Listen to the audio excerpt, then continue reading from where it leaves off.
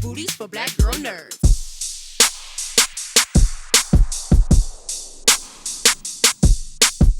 Good. How are you doing?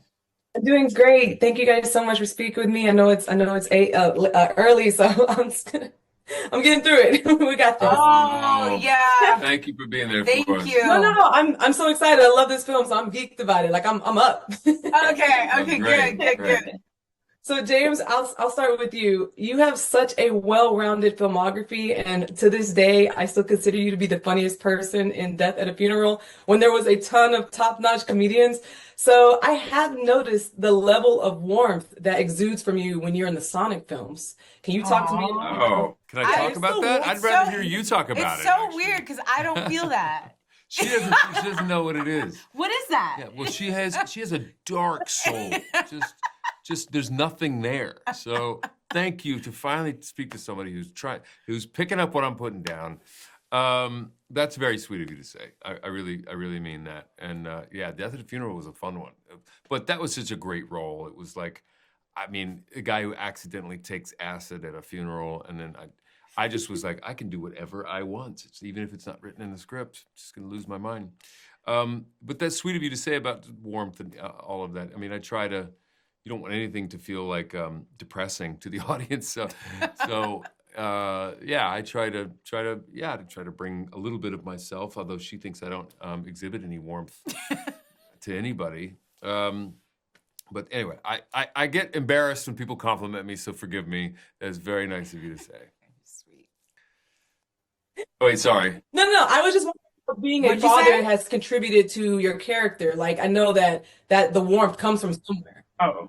Well, thank you. You gave me my answer for me. That is true. Yeah, no, I've got 3 beautiful kids, and that's been, the greatest journey of my life, being a parent to them. And yeah, it's the most amazing thing that's ever happened to me, and in a way, it's like the beauty that comes from things not being about you anymore. Like all your time and energy and focus goes to them, and how rewarding and fulfilling that is. So yes, I hope that some of that, I know some of it, a lot of it comes out in this role, and how the dynamic between Tom and Sonic and his sort of fatherly figure role. And you want to be that person for somebody, because I knew times in my life where I needed someone like that, and so it makes me feel good that you recognize it. And Tika, you're the perfect motherly role for this film. We really needed that. Obviously, Sonic has to have his parents, and this franchise has been crazy successful. So, what were your reactions when you were asked to come back for a third one? Because this has been a really fun franchise to watch develop. Yeah. Called my lawyer about negotiation. No, I'm kidding. She just Get the bag. Yeah. Give me the number. What's the number? No, but seriously, I mean, it was obviously going to be a yes if, we were written back into the script, and just super grateful. I mean, it's such a joy to watch these films. It's fun. It's intergenerational. I grew up on watching it, and, watching my brother play, and then just to watch the younger kids love this franchise. And Jeff Fowler did such a great job. I love working with him. So when they brought it back to me, I was like, of course. What's the number? No, I'm kidding. Shameless. No, it was so much fun to watch these films because I was telling Jeff I'm part of the OG Twitter gang, so I was on Twitter when those first renders came out. Really? But yeah, but Oh, it's see that they actually took the feedback, and some of them just take it and roll with it and don't care what the audience say, but he actually took that feedback and did something about it. And here you guys are on a 3rd installment, hoping for a 4th one. Okay, hoping for a 4th one. And I just think it's beautiful that he listened, and you guys did absolutely great. So I do appreciate you guys taking time to speak with me today. Thank you. Thank you very you much. so And thank you for much. voicing it and being a advocate for it. Yeah, right. Exactly. Yeah. We needed it. Yeah. So Thank you so much. Hi, Ben. My name is Chalice of Black Girl Nerds. How you doing today? I'm doing well. I've seen you guys out there. You guys have been very kind to us. Black Girl Nerds have been lovely. Yeah. Oh, that's so good to hear. Oh, that's so good to hear. Okay. Well, thank you so much for taking time to speak with me. I know it's been a busy couple of days, so I'll jump right to it. Ben, we've made it to a trilogy. How are you feeling? Unbelievable. You know, Keanu's in this one. Isn't that insane? What? I thought it was John Wick. I didn't know it was Keanu. John Wick is in there too. John Wick is in there too. He's in there. He's great.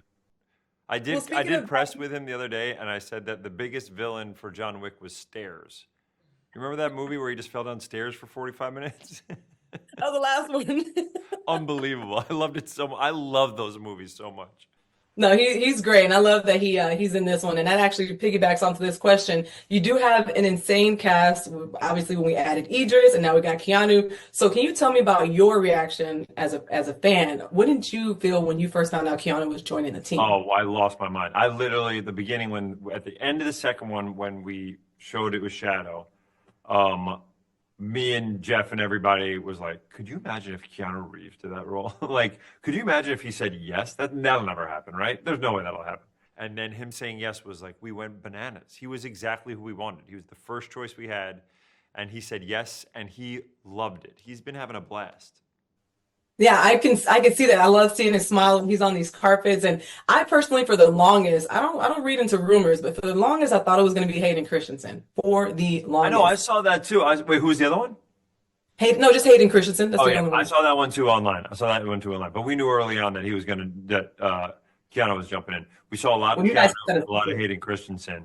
And yeah, and then we even made some of the art kind of match some of the John Wick art, like to go nuts with it. It was great. well, your personality always shines, even though we don't see your face. Your voice shines, and you're always so like happy, and we love the jokes. But this time we get a little bit more of a savage Sonic. Can you tell me how different it was to deliver those lines, and how we didn't get as many jokes as we typically do? But this was a more serious, like I'm on a mission. How different was We that talking for about Savage Sonic? you? Yes. Copywriting? You're copywriting that? You're the first person to call him Savage Sonic. I love it.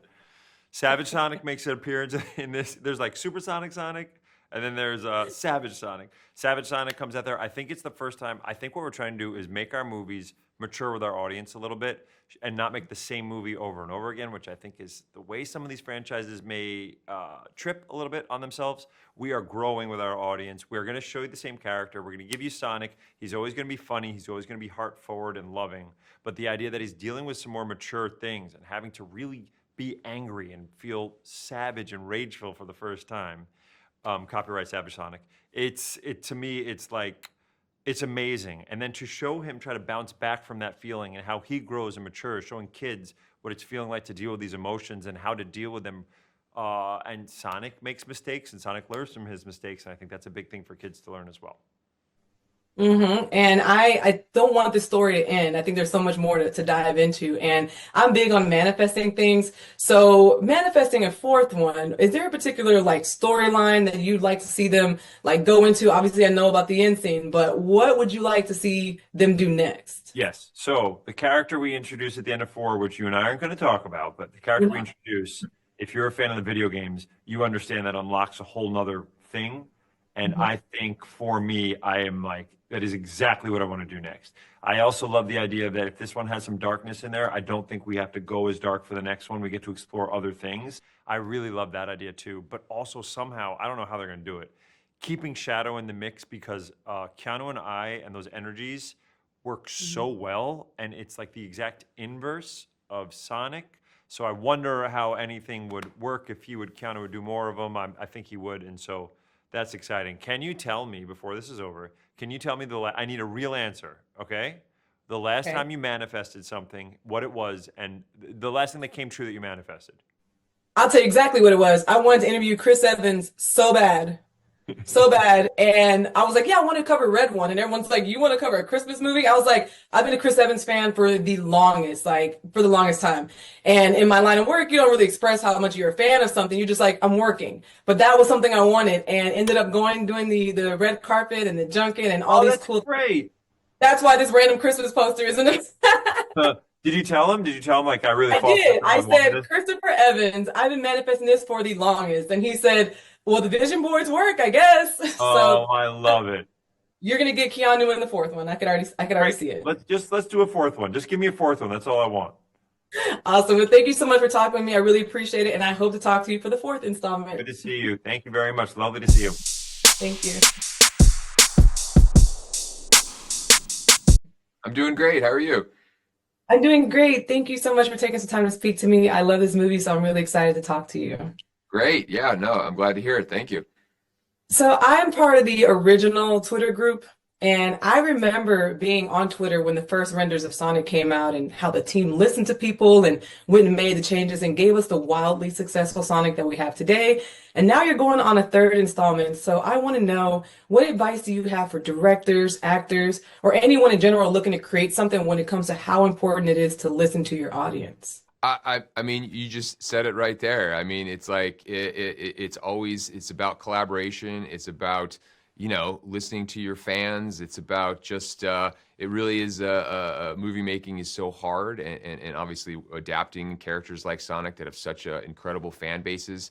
Yeah, it really, but it's all about just keep being humble, working hard, listen to their fans, just try and deliver a great movie. Sometimes it's just that simple. I mean, you guys did such a great job at it. Like, I love to see how many of these movies have come out and how great they've each been. And that's just, I remember that moment. So I'm just really glad you guys did that. It's so cool. And we're all guilty of referencing an actor when they've played another role. So with having Keanu in the film, and then for him to take on the shadow approach with the guns, like, was there any moment where you were like, this is giving John Wick meets Sonic? Oh, absolutely. I mean, it's such a very obvious kind of corollary, and I think Keanu, he got that too. I mean, it's like we would have cast him if none of the John Wick movies had happened, but it certainly didn't hurt that kind of role and that imagery was just out there in the world. And there's yes, some very cool parallels between the two characters, and but at the same time, Keanu came in and just has created something entirely new and unique. I think what he's done with Shadow, the emotion he's delivered in the performance, it's just awesome, and I'm so excited for fans to see it. Yeah, no, it was really cool seeing him in that. We don't really get many voice acting from him, but Jim, speaking of another massive talent, Jim is one on record as saying that he could possibly retire about like two years ago, I think it was. So can you talk to me about what it meant for him to come back and reprise his role after saying that, and how much the Sonic franchise must really have meant for him to retract that statement? Oh, I mean, we love Jim. He's just he's such an amazing talent. He's so great to work with. I guess maybe I never really believed that he was retired because he loves Robotnik so much, and I knew if we could, dangle a really interesting idea in front of him that he might bite and come back. And not only it was such a big idea, it was not only coming back, but coming back and playing two characters. I mean, that's a big ask, but it's a real testament to Jim's talent and how much he loves this world to come back and play two Robotniks and just give the fans something really special. And that he definitely did. And last question, I so badly want a fourth installment, and I'm a big person about speaking things into existence.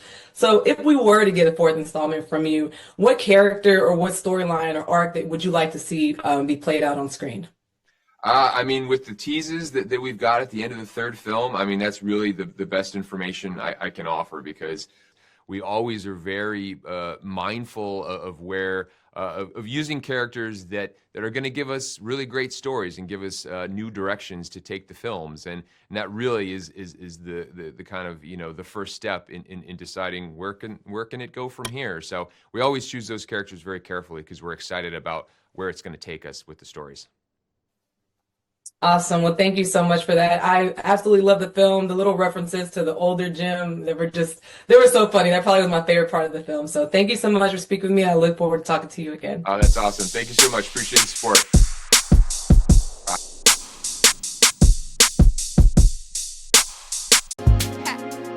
Better shake your booties for black girl nerves. Better shake your booties for black girl nerves.